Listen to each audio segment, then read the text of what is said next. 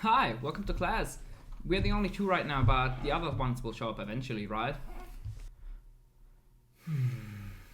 I hate my life. I hate my life. And Professor Sunreis Productions! Hello class, Professor Sunreis here, and holy fucking shit, what a time to be a Dragonlink enjoyer. The Banlist drop, the list is almost perfect for us, we will get into it, and I've done a fair bit amount of testing with all of the new toys which are available, mostly IB, and then I just theory crafted a little bit for the format, and I think I've got a lot of good ideas of where to take Dragonlink, into what directions, what sub-engines you want to play. Maybe you want to play a cookie cutter clean 40 card list, nothing fancy, the Horus cards, no Horus cards, a Resonator cards plus Horus cards, or maybe even something completely quote-unquote new. It's not crazily new, but it's definitely hasn't really been performing the way it has been in the past, or the way it could in the future, because I actually found something which could be very, very interesting, which was already there the whole time, and we could have played it the whole last 3, 4, 5, 6, whatever formats. And without further ado, don't forget to seal pass on the subscribe button, leave some feedback down in the comment section below, and let's get right into the video. So before we of course talk about Dragonlink, let's quickly take a look at what is happening in the ban list. I mean, all of you have seen it, but let's just give you my take and my reasoning for what I think the next format is gonna be like, at least in the beginning. Of course, there's new cards coming out soon for Fire Kings, for example. So we got Agido and Kalbeck forbidden. This is nice for gameplay reasons, because it felt really, really bad to lose against Tyr at the case tournament I was last Sunday. I lost against Tyr. I had 2 Bestials, Droll, Seyfert, and Redemd my opening hand, and through that I got Talon's Handtrip, Appaloosa, Baron, everything, just because if they mill Agido or Kalbeck in the first one and then afterwards mill the other name, it is unreal, and the deck is nigh unstoppable. Even with 2 Bestials and a Droll, I couldn't do anything, and it's crazy how dumb this is. But in the grand scheme of things, I think this is gonna be an indirect hit to Dragonlink, because Tyr always has been one of the better matchups. You probably have still like a 60 to 70% win rate against it, especially going first. So losing probably that matchup, or at least it's not being as popular as like the top 3 decks in the format, losing that in the matchup spreads makes our matchups overall a little worse, but still it feels good that these are gone. Same to Circular. Yeah, of course, Mathmech wasn't played whatsoever, but in the new format, especially in the beginning, something like Mathmech or like a Cyber Spell in general is a really solid pick, because it's like, it doesn't really care what it's playing against. It just plays a shit ton of non-engine and it can adapt to everything. Very good early in the format, and we have a very good matchup against that. The deck is dead now, so we lose that potential matchup as well, even though, like I said, it wasn't really played last format whatsoever anyways. So realistically, it doesn't change anything, but hypothetically, it could have been good for us if this deck was in the format as well. Isolde ban, really, really insane. Infernoble got a huge hit by that, though there's still definitely some plays to still do. I saw a few combos where you turbo on rank 4 and then turbo out even the IB, which is coming later on, but there's still probably some ways to play the deck now. Maybe not as good anymore. Limited section, Shavara 2-1, also not the craziest hit for us. I think Unchained is still definitely playable, and now we will have an even better matchup against the deck, because the deck just lost lots of its power, and it's probably on par, like direct comparison to like a Dragonlink power level, but because we have like a way better matchups into that deck, we profit from that still, and it's gonna still be in the format. About Rescue Ace, I'm not too sure. Airlift is really, really important, because now there's not really a critical mass of Rescue Ace cards which you can play. Yeah, you can max out on all of the other stuff, but Hydran needs so much for it to work, which is basically just Emergency. And the Wanted Engine, for example, the best cards which Rescue Ace can play, they don't even get you to Emergency and Airlifter, they just get you to Hydran. And playing more ways to Hydran doesn't really solve the problem of the deck, because you need another good normal summon with that. And I don't think you will be starting to play the normal summon which gets you a trap. I will put it on here. I just don't think that makes sense. So Rescue Ace got a very, very hard hit, and I'd be surprised if this still was the top contender in the next format. Still probably like tier 2, but the consistency hit just hurts. It's not fun to play with. Redox, I don't think we will ever play this in Dragonlink, but I might be wrong. Orcus Harp Horror probably doesn't do anything, because it's not as splashable anymore. You like the names for it to be like one or half of the engines which you are playing. So you would probably only want to play like a small engine, and Orcus isn't just really that great. The endboard of like probably Rusty IP with like 1 or 2 fog plates isn't all that crazy. The resource loop there are just way better things to do right now. It has a bad matchup against Bestial, so even if it's good, it's gonna profit for us as well. All of the floodgates, at least the type ones, limited, or like attribute ones, feels good. What a time to be alive. Holy fucking shit, this is the best ban list in like years probably. Sun Avalon hits. I think the deck is still doable. I think it's only like the really degenerate lines, which gets you to basically any good plant name in the game via double Jasmine are gone, but I don't think you need 2 healer, and the Dryas is I think just for like weird grindy games where it's really hurting, but the combo still should be good, and it still should be a very good combo deck. We will take a look at Ip in Dragon Link later, but overall this is like a very interesting limit. I can see like the tuning, Soul Synchron Pile, that's the name, deck maybe using this, I don't know, Snatch Steal. Good that this is limited and Isolde got banned, hoops. Because now you cannot tutors out as much, but this could be interesting for Mikanko. Maybe it's gonna give that a little push.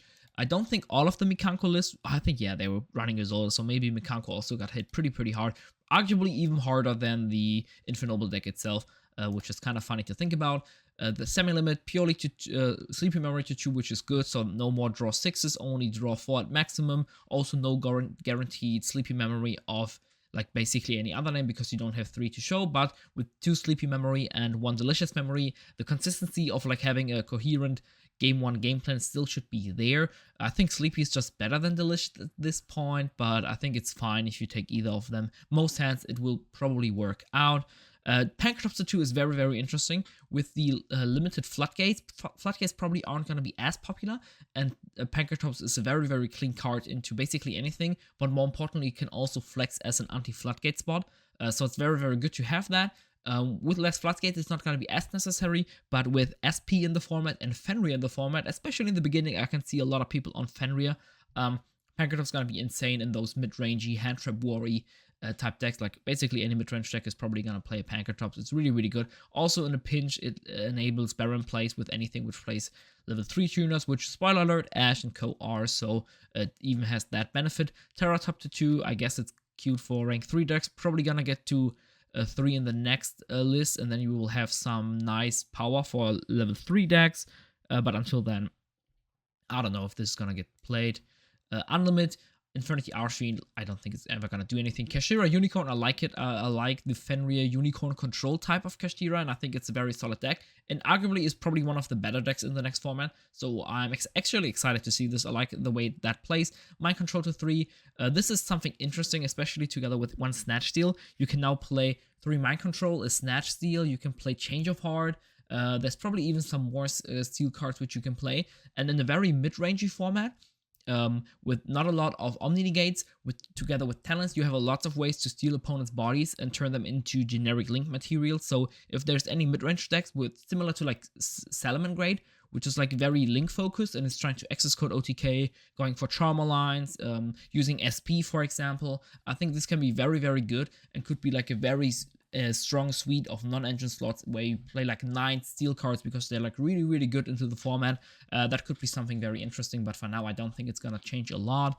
You're at maximum gonna play like 3 to 5, and you could always do that before, especially with Thrust, so this doesn't do anything yet. Spellbook of Judgment, I don't think does anything. Upstart, very interesting as well, but I think we are in a point of Yu-Gi-Oh! Where decks are so consistent and you have so many good starters and extenders where you'd much rather draw the good cards immediately and not the turn afterwards, especially with lots of hand traps being necessary in the format, because this could always be an engine piece or an Ash before, or like any other non-engine. You would much rather have that, especially going second. I guess going first it could be fine, but I don't think it does anything. Desires to 3, I like it. I like decks which play Desires. Usually they are kind of mid-rangey and fair. I like it. Starter to 3, nice. I like playing against Bride. It's a fair deck. Gotta love to see it. This list is mwah. There's very little which you are missing here. Maybe D-Shifter and Skill Drain banned, but apart from that, there's nothing really you can complain here. Speaking about that, Flow1 is probably gonna be good. Oh no! But let's talk about what decks are probably gonna be good, how Dragon Link fares against them, and then quickly take a look afterwards, or like probably a very in-depth look, take afterwards of what all of the ideas are, which I've been jiggling, and more importantly, the elephant in the room, is Ip gonna make a cut in Dragon Link? So, I don't want to spend too much time on all of the non-Dragon Link stuff, so let's quickly take a look at the prediction and let's see why I think Dragon Link is gonna be a decent deck. So for all of the decks which we probably will have, at least at the beginning, I predict Lab is going to be there 100%. I mean, it's completely untouched. It's basically the same as before. And you even lost the hard matchup in the Unchained matchup because it's, I mean, you didn't lose it. It's still probably going to be Unchained favored, but you have a way better time to grind against them because Tavara 2-1 basically only really hurts the grind game and not the immediate power the deck has, and it just slightly decreases the consistency. But overall, Lab is gonna be in a very strong spot. The same as Runic variants. It had a good Lab matchup, so a lot of people are predicting Lab to be the best deck. Especially in the start of the format, I feel like every past banlist this has happened, so it's kind of crazy. But yeah, Runic's gonna be very good. There are lots of different variants, so you can adapt your sub engines to the format very good. So you can just gauge how the format is gonna be and then decide on what sub engines to play. Runic Bestial, Sprites. Then you have the, what's it called? The fairies. The fairies per hire, yes. So you have lots of different, Evil Twin even as well. You have lots of different variants. You do have starter to 3. So this is, I don't think every list ran it at 3, but you can definitely still play it. And it really helps to play through hand traps to just get all of those sprite names out ASAP and protect your other plays, or other way around, depending on what you want to do. Really good. And as Joshua Schmidt has shown, it's very good into wide formats. In the last format, you figured there was going to be a lot of combo decks, and I still think there's going to be a very strong combo deck in the next format. But even then, Runic is still definitely doable. And at the start of the format, it's arguably going to be even wider than it is right now, when we are like probably in one of the widest formats ever. And Runic has just shown that it is definitely workable in those, just because your own engine is so important in this format, because it's basically impossible to predict the format and to prepare for basically everything. So just focusing on your own engine, which is also something which I've learned thanks to Joshua Schmidt's win, is going to be the key. It was the key in the last format, but it also is going to be, at least in my opinion, the key in the next format. And Runic is just very good at that. Then we have Vanadium. I don't know why there's dot hits here. Just ignore this. Perfect. No hits whatsoever. Not even indirect hits. And it's shown to be really good. And it kind of just wasn't played whatsoever. MBT did a very interesting video on that, of like identifying a good deck. And 100% stand by all of those points. In the last format, there were just so many good decks.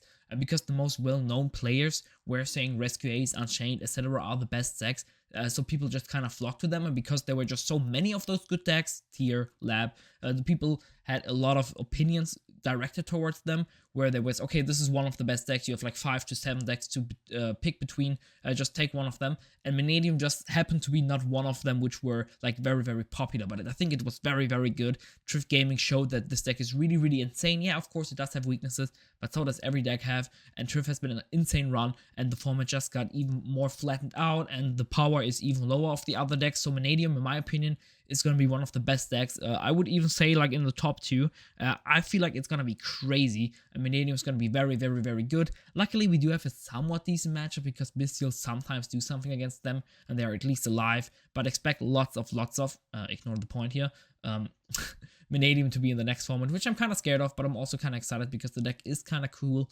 but also it's kind of ass, let's be real. Like to play against. Lastly, we have Fire King. It already topped. It got lots of support coming out. It's one of the best. I think it's even the best deck in the OCG. So overall, it's gonna be a good deck, and more importantly, it's also a cool deck. It's very mid-rangey. It doesn't do anything particularly unfair, and just tries to kind of outgrind you. So that's very good. That's gonna be fun to play against. And as long as you know how to play against it and it's not overwhelming like a T element was, for example, this is always going to be like something very good for the format and healthy for the format. But yeah, probably not going to be the craziest deck. Now, I don't know when the support comes out, like 2 months or something, 1 month, then it's going to be a good deck, like very good. And then lastly, for all of the other stuff, we have Bestial variants. We have maybe Centurion variants. All the decks hit to some degree are probably still playable. Infernoble, especially Unchained, Rescue Ace. But maybe even Tier elements, you can still go for like a very Horus heavy approach, and maybe you can do something with that, play more of the traps and the spells, and maybe do like a control heavier variant compared to like a combo heavy. I don't know if that's gonna work, but maybe there's still something there. And then random stuff like punk variants, maybe like punk, the drive cars, whatever. Like drive car is not even a word, but you know what I mean. Like all of the random decks, similar to the approach.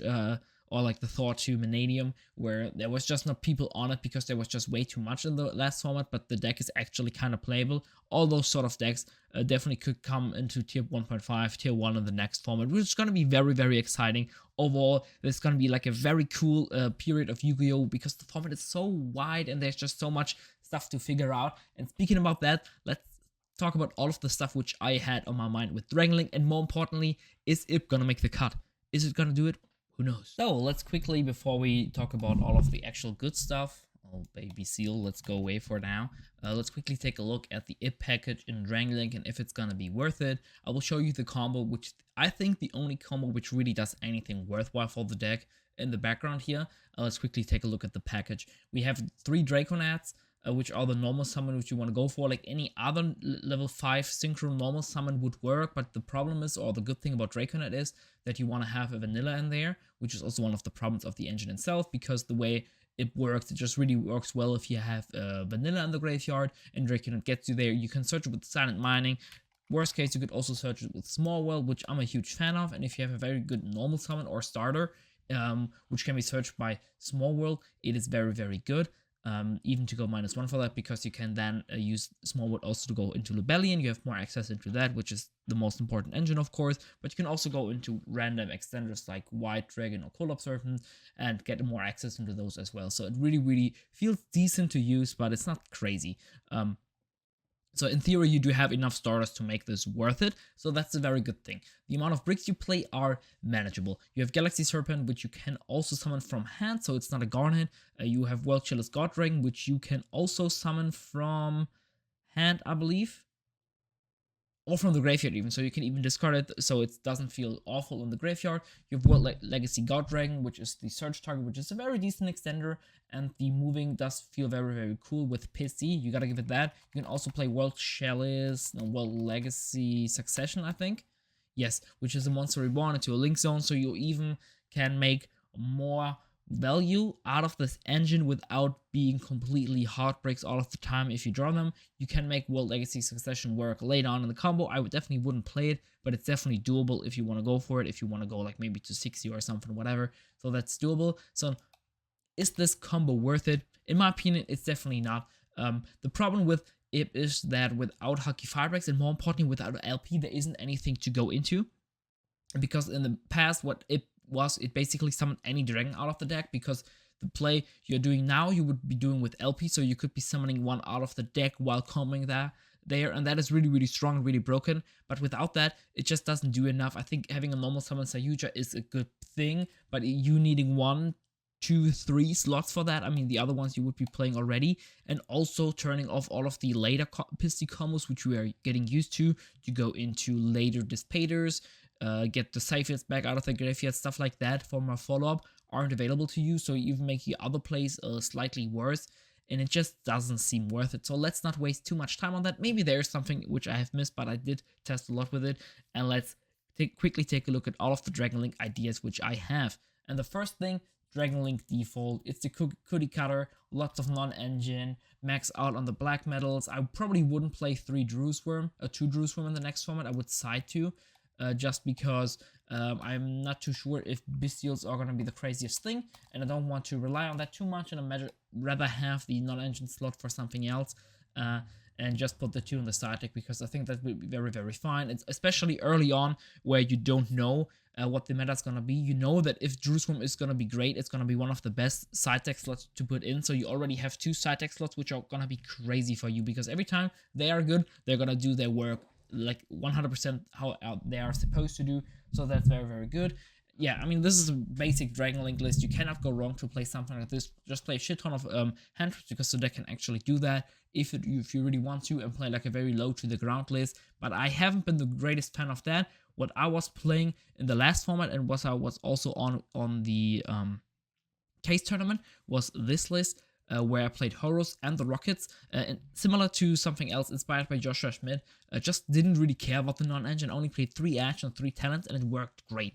I gassed through a shit ton of boards. The only times I lost, I got OTK'd, by the way, by basically always Horus cards themselves, because they just put so much pressure onto the board, into like our very low investment end board, and they just OTK'd me. I had a shit ton of resources, but I couldn't stop the OTK because they played through my like 3 to 4 disruptions, and then activated King Sarcophagus and just basically killed me. but that's just sometimes how it is, I guess. But this list felt clean.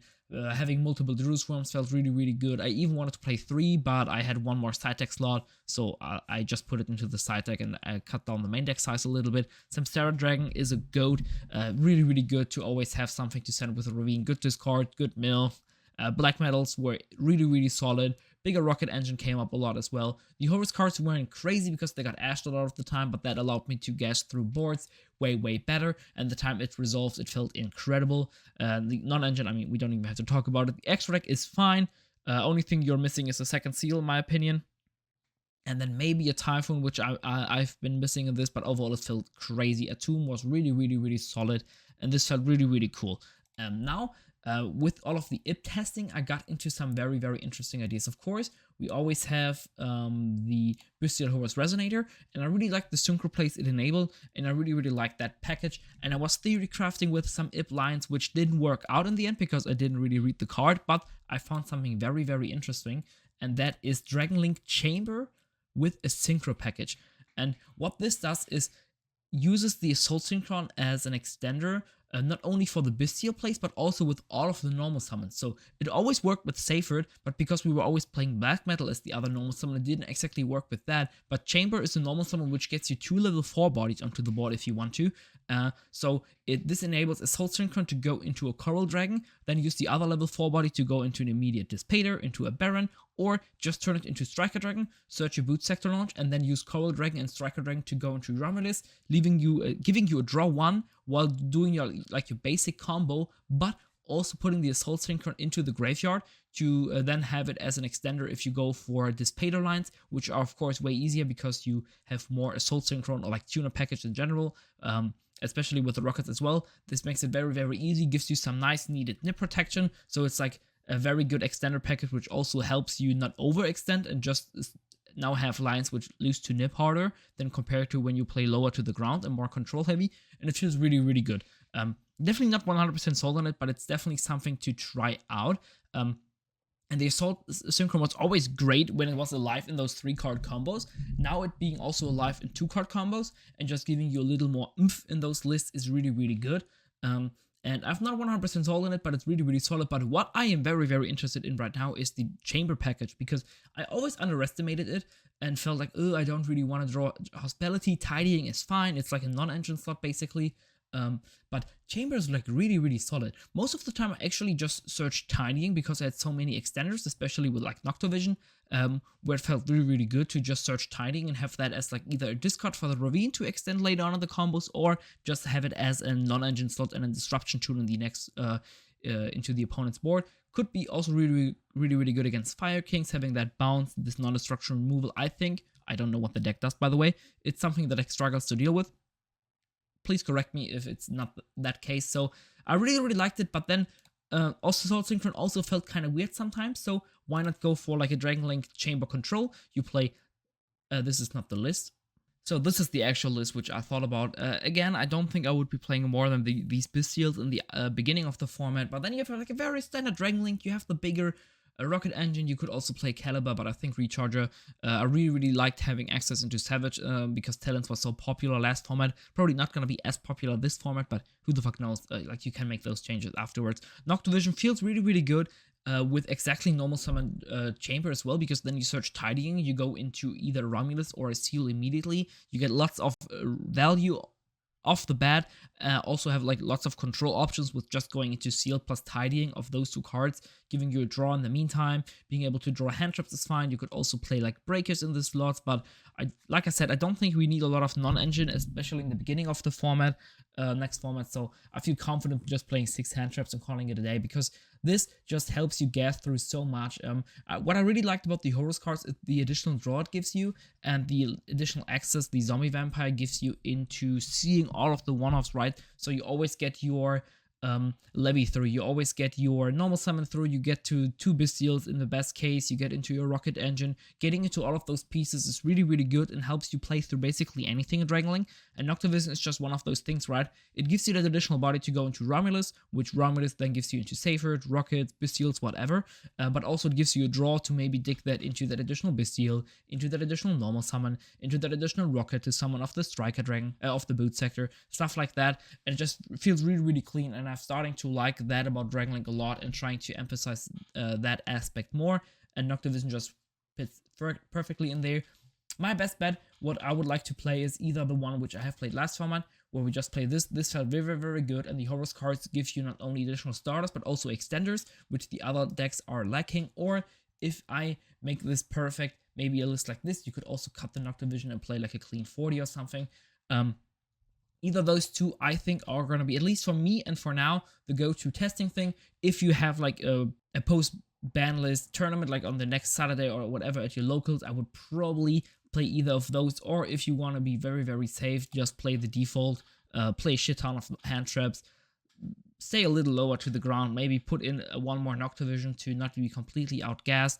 Put a lot of generic cards in the side deck like Pankratops and call it a day, and you will be having a decent time. But I think there's a lot to do right now with Dragonlink, and I'm especially excited for anything resolving the chamber package. You could even play the Horus cards in this as well and go like a buff 40. The extra deck is getting a little tight with the Assault Synchron package. You have to play both Coral Dragon and Axel Synchro to get the full value of that, so we don't even have a tomb. But because we are playing less Bestials in the next format, maybe, who knows, this might be something to keep in mind. So, hope you guys enjoyed today's class. I think this has been a pretty long class, but I mean, there's a lot to talk about right now. We have a new ban list, lots of stuff going around. I hope you guys could learn something from this. Hope you guys are equally as excited about the next format and about all of the new directions Dragonlink could go in the next format. Even things which are crazy were always there, but I think are completely underexplored. But they work, definitely work. So definitely give them a try. Hope you guys, like I said, enjoyed today's class. Class is dismissed. You guys are free to leave. Professor Sunreis out. Peace.